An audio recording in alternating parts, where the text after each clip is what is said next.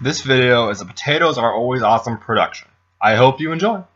In this video, we'll be talking about the Electron Transport Chain.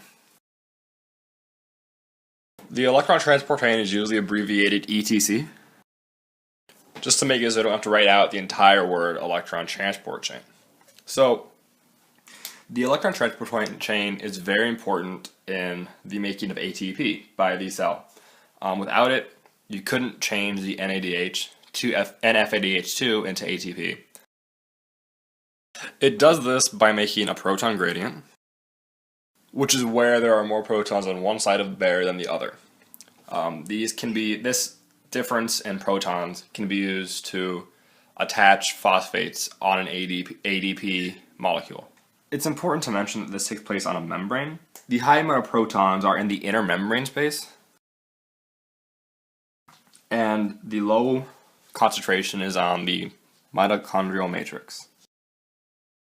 So to start out, there are 4 different complexes in a synthase.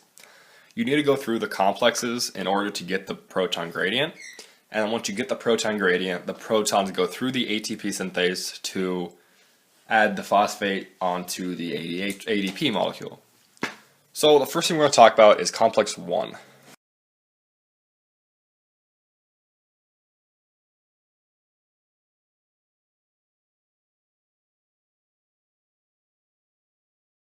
So to start out, I'm just labeling up here the inner membrane space and down here the mitochondrial matrix. As I said before, this is complex 1. And it's the first complex that is in part of the ETC. So for this process to start, complex 1 takes the hydrogen off of an NADH molecule and changes it back into an NAD plus molecule. This NAD plus molecule can then go back to previous cycles and be changed back into NADH. It then goes back to the cycle, and the process is a continuous cycle, changing from NADH to NAD plus and back and forth, transferring energy from glucose essentially to usable energy of the cell. So there's an electron holding this hydrogen on. That's released in this process and goes into complex 1. The electron then goes through a series of steps and connects to a Q molecule, which stands for quinoline.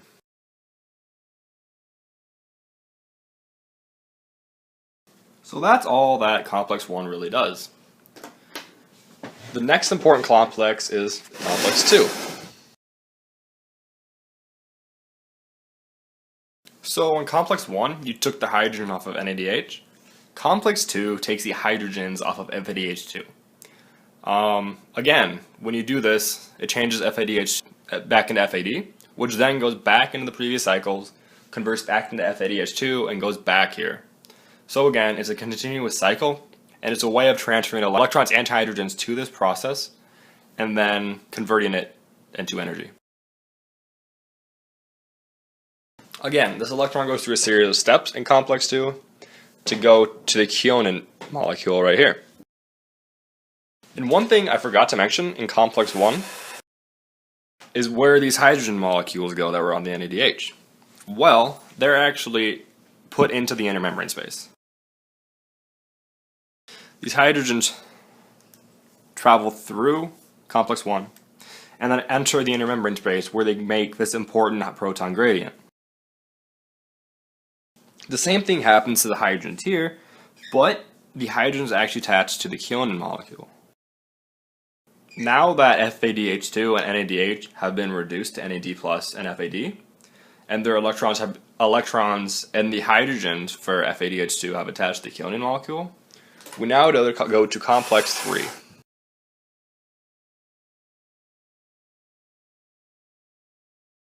So, this quinoline molecule, we were talking about it earlier.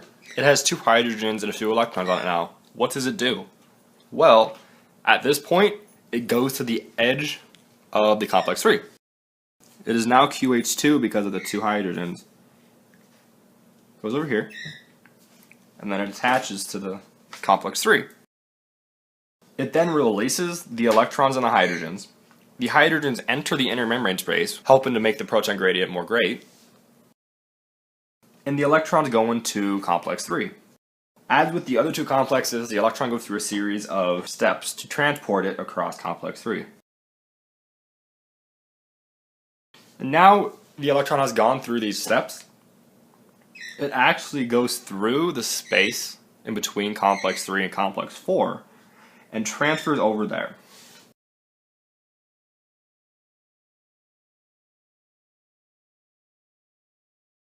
The electron goes to cytochrome C and then enters complex 4. Again, as with the other 3 complexes, this goes through a series of steps to move it down to the bottom of the cell this time, rather than adding it onto a quinine molecule or transferring it to a different complex. Now this electron is just sitting here. This is why we're at the point to where you need to breathe in oxygen. The oxygen is needed to take away this electron. So 2 hydrogens and half of an O2 molecule, so basically just an oxygen molecule, enter complex 4, the electron interacts with them, creating water. This is why we need to bring in oxygen as a final electron acceptor in the ETC. Without it, we wouldn't be able to finish the cycle, resulting in a loss of a lot of ATP. So now that you have your proton gradient force up here, you go to ATP synthase.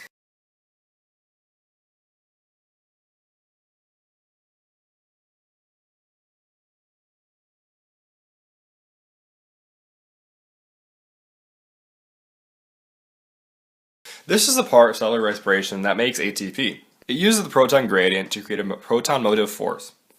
So it uses the fact that there's more protons up here and less down here, that these will want to go down here. That's where the ATP synthase comes into play. There's actually some terminology to use for this. This top part up here is called the F0 unit, or F0 unit.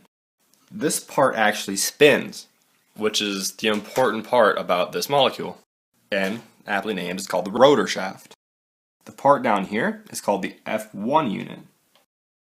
So, when a proton goes through this part right here, it leaves the intermembrane space and goes to the mitochondrial matrix.